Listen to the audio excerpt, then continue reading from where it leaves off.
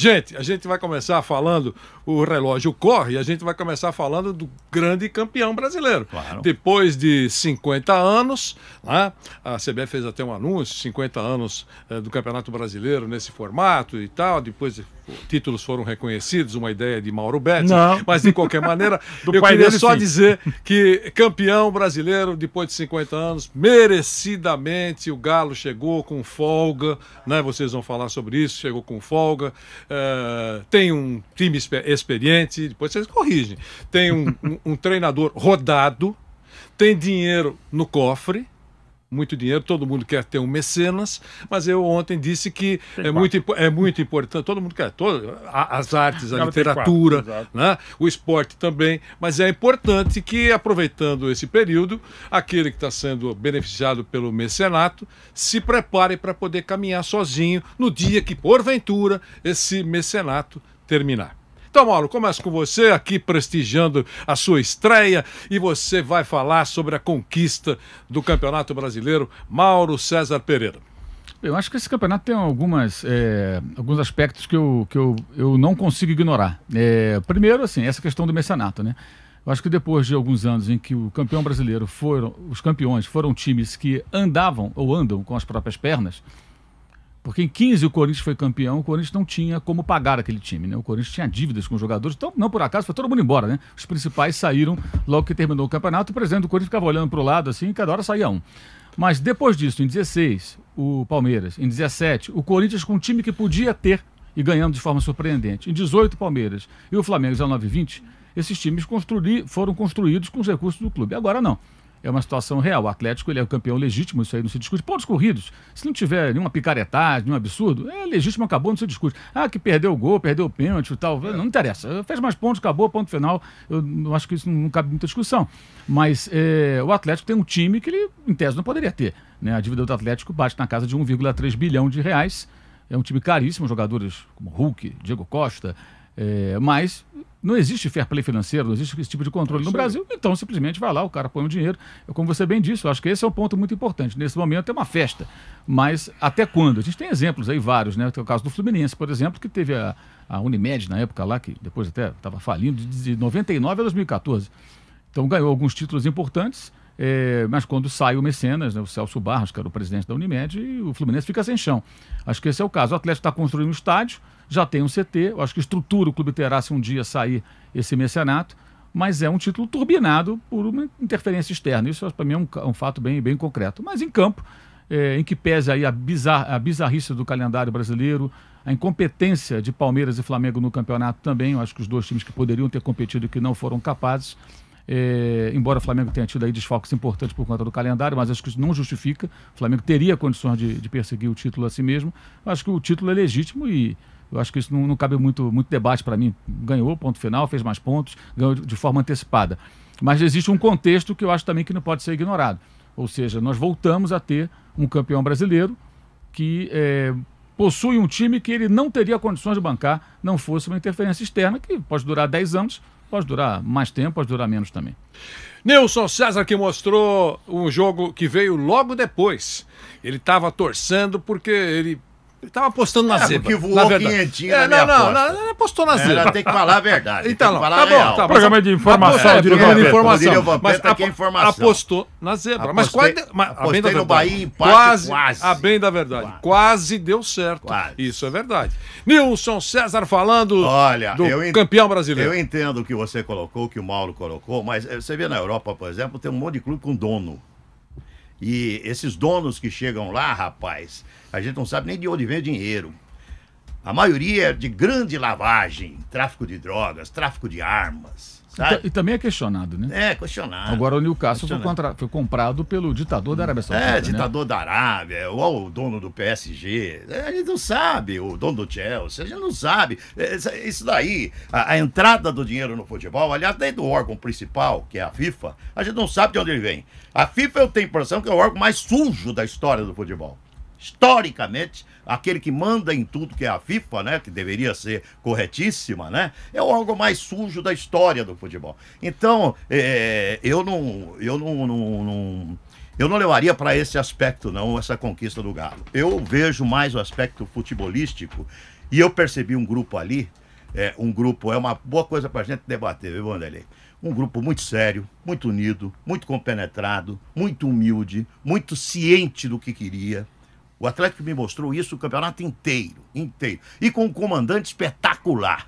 O Cuca é um grande comandante, hoje eu entendo o Cuca ser o melhor treinador do futebol brasileiro na atualidade. Então, parabéns mesmo ao Atlético Mineiro. O Flamengo, por exemplo, eu acho que o Flamengo está sofrendo da soberba do São Paulo. Falei isso aqui várias vezes. O São Paulo, quando veio o Juvenal a campo, falou: nós somos soberanos. Aqui quem ganha é a estrutura. Desde essa palavra, que foi no Jornal de Esportes que você estava comandando. Desde essa palavra do Juvenal, São Paulo não ganhou mais nada. E eu tenho medo que o Flamengo esteja passando por isso. O Palmeiras não. O Palmeiras desviou muita atenção no Campeonato Brasileiro. Então, o Flamengo pagou pela sua soberba, que isso contamina jogador, contamina dirigente, contamina a tia da cozinha, contamina o porteiro do clube. Infelizmente, isso que acontece. Porque achou que é soberano. E não é soberano.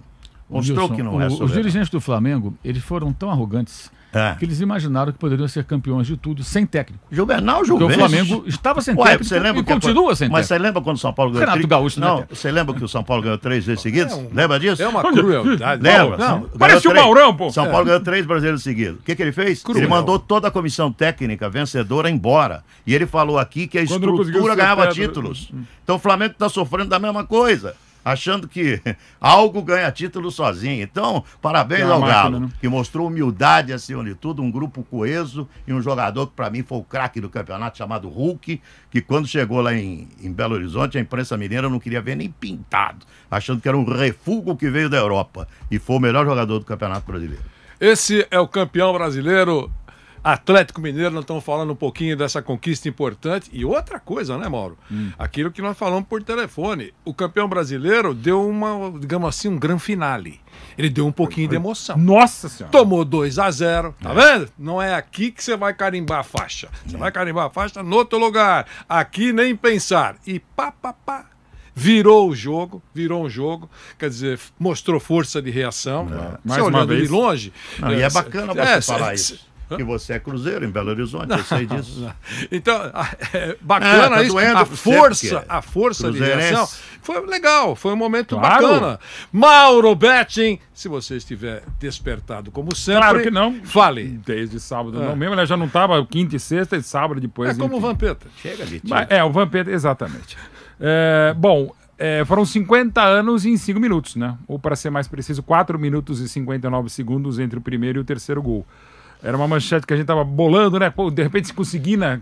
Faltando 5 rodadas, vai dar, passou, né? Mas não passou da Itaipava Arena Fonte Nova, parecia que não ia dar. Primeiro tempo tá legal, aí o Bahia fez 1, Bahia fez 2 na sequência, falou, não vai dar mais. E deu em menos de 5 minutos os 3 gols da grande vitória, de novo muito bem o Keno, de novo muito bem o Hulk, e muita qualidade, muita quantidade, que você já via no time de 2020, quando o terceiro colocado com o Sampaoli, viu ainda mais com o Cuca, mas uma campanha cheia de perrengues também, começando com uma derrota para o Fortaleza, mesmo campeão estadual, muita cobrança em cima do Cuca, depois o empate com o Chapecoense. Muro pichado, fora Cuca. Se o Manchester City jogasse no Brasil, ia ter Muro pichado fora Guardiola, corda Guardiola, coisa do Brasil. Mas enfim, o Galo foi se acertando, a maior sequência de mandante da história, 15 vitórias, não vai ter o melhor ataque, deverá ter a melhor defesa. Como destacou o Maurão, assim, num campeonato como esse, tem erro de arbitragem, tem acerto também, mas não tem o que discutir. E de um Galo que sofreu tanto nesses 50 anos. Assim, eu acho que entre os grandes brasileiros, na média, claro, isso é um conceito absolutamente subjetivo. Um dos que muitas vezes foi prejudicado pela arbitragem, esse ano nem tanto, teve erros, mas eu acho que teve mais acertos. E na história do Brasileirão e do lituanão, de qualquer torneio, o time vencedor é também quem tem as melhores arbitragens ou as menos prejudiciais. E o Galo foi ganhando, foi passando em cima do Flamengo por incompetência em muitos momentos, do próprio Palmeiras, mas de um ano que você teve um ótimo e surpreendente Fortaleza, você tem um Red Bull Bragantino muito bem, o Corinthians se recuperando, é o melhor brasileiro dos últimos anos, o que não é necessariamente um elogio, porque a gente teve campeonatos terríveis, à exceção de um grande time que foi o Flamengo em 2019, que foi espetacular, e esse Galo só vai ter menos pontos do que o time do Jorge Jesus. Então você vê o tamanho dele, já igualou em pontos, mas já superou em vitórias aquele grande Corinthians de 2015 do Tite, e aliás, inclusive teve como vice o próprio Atlético Mineiro. E de tantas bolas na trave ou para fora, inclusive o rebaixamento, o Galo merece essa conquista. O que vai ser, eu acho que, sim, como destacou o Mauro, a gente sabe, o Galo sabe. São praticamente 4 mecenas que põem o dinheiro, mas ao mesmo tempo põem dinheiro, vão pôr um estádio novo a partir de agora, e esse ciclo... Mas são mecenas apaixonados. Não é o cara que tira. Não, o Paulo Nobre também fez. Os caras que estão lá são tipo Paulo Paulo Nobre. Mas São tem um apaixonados negócio, pela Atlético. só que uma vantagem, cada um com o seu momento, com a sua característica, é o seguinte. Sim, teve a venda do Diamond Mall de metade e tal, você pode dizer em questão de capital de giro e tantas coisas que eu não entendo, mas o básico dá para saber. Uma das vantagens do Galo é o seguinte, a total sintonia entre o estádio, entre a arena do Galo e o clube. O que não havia com Paulo Nobre, a W Torre. Até comentei numa inconfidência aqui, quando Briguinha, quando teve o primeiro evento da arena do Palmeiras, do Allianz Parque, era um brigão. evento que eu apresentei, que era a exibição do meu primeiro documentário. Aí chegou o falecido presidente, dono da W Torre, Walter Torre, o Paulo Nobre, eu cheguei os dois assim e falei, vem cá, eu já tinha meio que pensado e tinha uma salinha que eu falei, vem cá, vamos nessa salinha aqui, é uma salinha escura, né? Vocês entrem aí, vocês tentem resolver suas pendências, porque vai ter festa daqui a pouco, vai ter exibição do meu filme, eu vou apresentar esse negócio e vocês parem de ficar brigando o tempo todo. Eles queriam se olhar um para a cara do outro e, evidentemente, se desentenderam ainda mais. A minha iniciativa foi uma bobagem, mais uma infantil. Mas, enfim, agora o Galo não, é do mesmo grupo, praticamente, dos 4 mecenas, 2 cuidam do clube, ajudam a cuidar do clube e do estádio. Então há um momento que o Galo deverá continuar muito forte. Como o Flamengo vai continuar fortíssimo, o Palmeiras também, e aguardando cenas de novos players também no mercado. O Galo tá devendo os tubos, né? Não, mais de 1 bilhão. 300. Mais de 1 bilhão. Mas ainda você tem como de dizer, pô, será que vai... Eu não gosto do termo cruzeirar, mas às vezes é difícil fugir dele. Não, eu acho que não, porque ninguém tá... O Galo, o pessoal tá botando dinheiro. No Cruzeiro, além da má administração perigosa, os caras estavam tirando dinheiro, era um caso de polícia. Então, é um pouco diferente para ficar no panorama mineiro. Mas é o que falou o Mauro também. Por exemplo, o Palmeiras tem muito dinheiro, não conseguiu comprar o Hulk. Outros clubes de muito dinheiro, por exemplo, o Flamengo não chegou nem perto de tentar, não que tivesse tentado. Mas o Diego Costa também, e outros caras, assim, não é um clube, não é um elenco barato. E o resultado veio, e merecidamente. A previsão desse estádio citado pelos meus companheiros é para estar concluído em outubro de 2022. Essa é a previsão, mas sabe como é que é pedreiro? Um pouco mais para lá. Pedreiro é um problema, pode adiantar um pouquinho, diminuir um pouquinho. Não esquenta a cabeça. Não, a construtora, mas mesmo assim é a construção. Não esquenta a cabeça. Outra coisa, o Rubens Menin e um grupo de empresários. Sim, inclusive eles que foram. O Nilson abordou um assunto importante, mas é um pouquinho diferente, porque eles não são donos do Atlético Mineiro como são os times citados pelo Nilson. Tem é claro que tem o cara que manda assim no cheque, a gente sabe, mas no papel eles não são donos. Né? Então, essa é uma coisa que a gente tem são investidores. São investidores. Esses caras não estão pondo dinheiro lá e normalmente, à toa. Então, como a Crefisa não está dando dinheiro no Palmeiras à toa, investidor, ele investe, em determinado momento ele vai tentar pegar o seu dinheiro de volta. E com clareza. O Mauro falou, agora tem que falar 2 Mauro. Mauro César não falou isso, mas o Mauro Betti falou o seguinte. Não, o Mauro bom e o Mauro peruca. Os dois são ótimos. Mas, atenção, o Mauro Betti disse o seguinte. Você é um perucafóbico. Olha, não, eu deixo raspado o Paulo Nobre colocou um dinheirão lá e tirou o dinheiro porque era dele, não cobrou juros ou cobrou menos do nada. Então, é uma outra modalidade de mecenato. Mas ajudou. O Paulo Nobre, eu digo o seguinte, o Paulo Nobre, eu falei para ele isso uma vez, conversando há pouco tempo atrás, falei assim, você ensinou a pescar.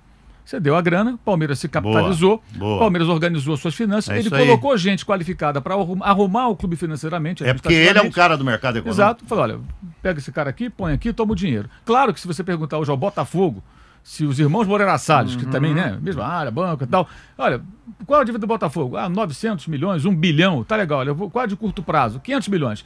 Toma 500 milhões, paga as dívidas de curto prazo, negocia o restante, vai lá no Profut e me paga o juro de poupança quanto pode. Nem pai para filho faz igual. O Paulo Nobre fez isso com o Palmeiras. Então ele oxigenou o Palmeiras. O clube estava ajudou muito. Aí ele arruma o Palmeiras. E quando entra o Gagliotti, quando a Crefisa é de 2015, né? Isso. E mais adiante, quando ele deixa a presidência, o clube já está no prumo.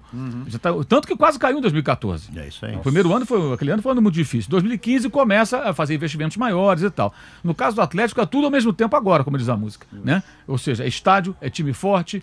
E a dívida está crescendo. Acho que esse é um ponto que... Eu sei que é meio anticlímax falar sobre isso, mas... Não, mas não pode deixar de falar. Faz parte. Não pode deixar de falar. Porque assim, você não parece oportunismo meu se eu ficar aqui elogiando, porque eu bato muito nessa tecla. A festa a gestão dos clubes é muito importante. Deixa para quem tem que fazer festa. Se você puder enaltecer a festa, como todo mundo enalteceu, Claro, tipo, claro. ganhou justamente, fim de papo, isso acontece. Mas, olha, só, eu fui assim, tipo, diplomata. Olha, mas agora é a hora de você aprender, ou tentar aprender a caminhar, porque um dia o mecenato pode... Não tô gorando. Não é gorando, eu só é tô botando o pé no chão, alertando. claro. Você Só está isso. mostrando a real. Responsavelmente. Mostrando a real. Eu acho que Tapa na cara com É responsabilidade. importante frisar isso, porque assim, eu Tipo vejo, o Felipe eu vejo Melo. muitos torcedores do Atlético, até gente da imprensa mineira, que às vezes compara com o Palmeiras por conta da Leila Pereira. É diferente. Se pega, por exemplo, Palmeiras em 2020, faturou cerca de 600 milhões de reais.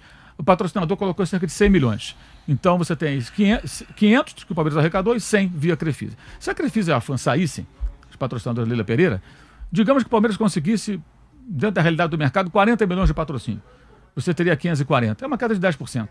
A realidade é essa. Hoje o patrocínio do Palmeiras dá mais ou menos 10%, pode dar aqui de 15%. Não vai além disso. 16% da receita do Palmeiras é Então, patrocínio. eu digo num cálculo assim, você perde isso, mas você põe um outro no lugar, né? Porque o Palmeiras vai ficar sem Você patrocínio. segue a sua caminhada. Exatamente. Então é diferente do Atlético. O Atlético não. O Atlético ele tá lá respirando e o balão de oxigênio todo é dos mecenas. E as coisas, Enquanto Mauro, ele estiver lá e tiver oxigênio, ele tá uma festa. mudaram um pouquinho.